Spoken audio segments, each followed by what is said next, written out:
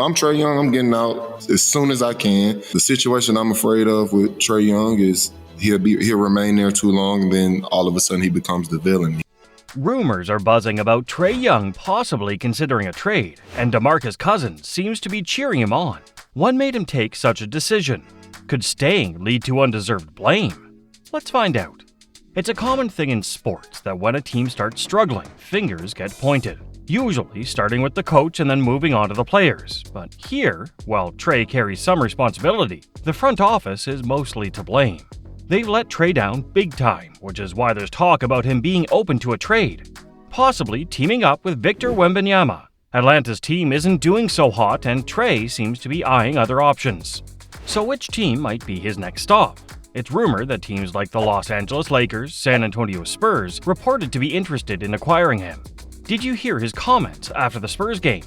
He seemed to hint that he'd love to play with Wembanyama, especially after how they used him in the second half. It's tough seeing him struggle sometimes, not getting the ball when he's open. He's practically saying, "If I were on your team, you'd feed me the ball all the time."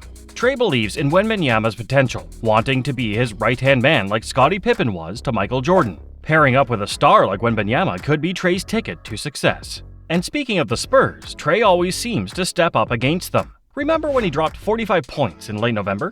Then followed it up with a 36-point game with 13 assists in a rematch. It's like he's auditioning for them. But would the Spurs even want Trae Young? Their dynasty was built on defense, which is why they were often seen as boring, but effective. Defense was their priority, and to maintain a top-ranked defense, you need players who can really lock it down. That's not exactly Trae's strong suit. However, the NBA is changing, and offense is becoming more and more important. In a world where scoring is king, Trae Young could be the key to a championship, even if his defensive game isn't top-notch. But let's be realistic. It won't happen this year. Reports suggest that Trae and the Hawks aren't looking to make any moves before the trade deadline. It's too early for that. Young made it clear to reporters during All-Star Weekend that he has no plans to leave Atlanta anytime soon. It's this type of league where things change and things happen. But obviously my mindset is staying in Atlanta right now. I don't get caught up with the rumors and all that stuff. My contract is locked in for a couple of years, and I don't have very much to say about it right now, Young stated. However, if things don't start looking up for Atlanta soon, they might mutually decide to part ways down the line. Young and the Hawks have a $215.16 million 5-year max extension in place as of right now.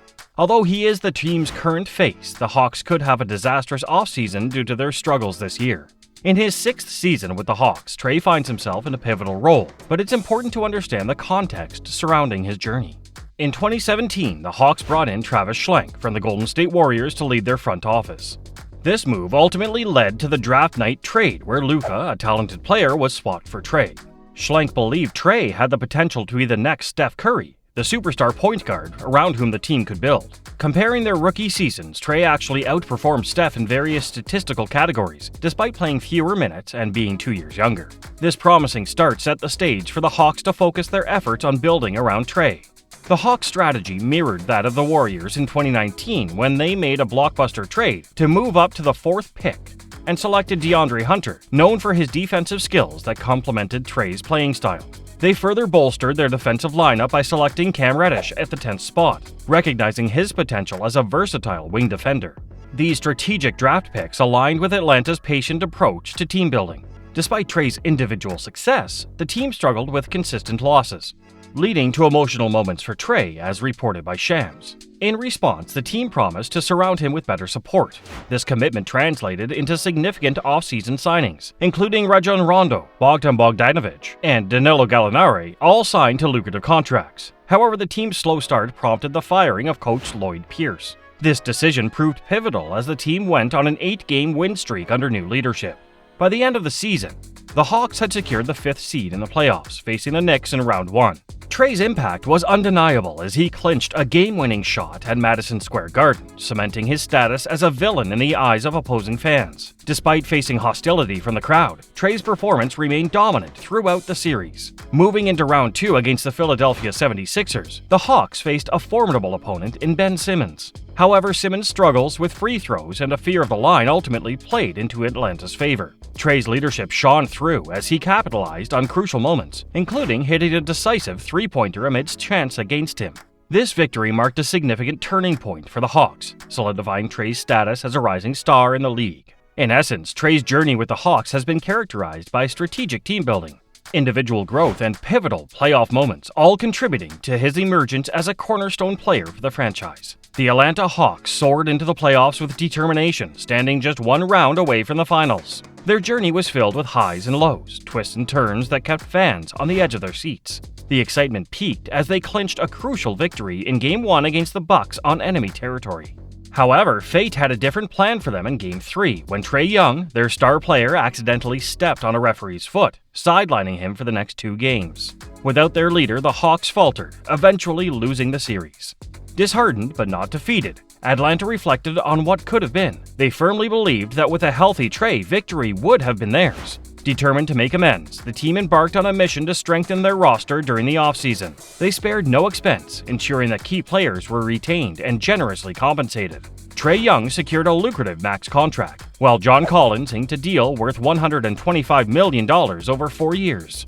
Despite their efforts to fortify the team, the Hawks encountered setbacks. Their performance took a nosedive, and they struggled to find their rhythm, particularly on the defensive end. While their offensive prowess remained formidable, ranking second in the league, their defensive struggles plagued them, landing them at a disappointing 26th position. Their shortcomings were painfully evident in the playoffs when they faced off against the Miami Heat. Despite their best efforts, they gave up to a 5-game defeat, with Miami covering Trae Young, limiting him to a mere 15 points per game. Recognizing the urgent need for change, Atlanta found itself at a crossroads. A heated debate ensued within the front office regarding the best course of action. DeJounte Murray, a coveted talent, was available for trade, but the asking price of 3 first-round picks from the Spurs stirred controversy. While general manager Travis Schlenk opposed the idea, the team owner remained steadfast, demanding results. Amidst the chaos, uncertainty loomed over Trae Young's future with the team. Atlanta's inconsistent strategies and lack of a cohesive plan threatened to alienate their star player. Speculations ran rampant, with trade talks involving various teams, including the Lakers, Knicks, Pistons, Spurs, and Bucks.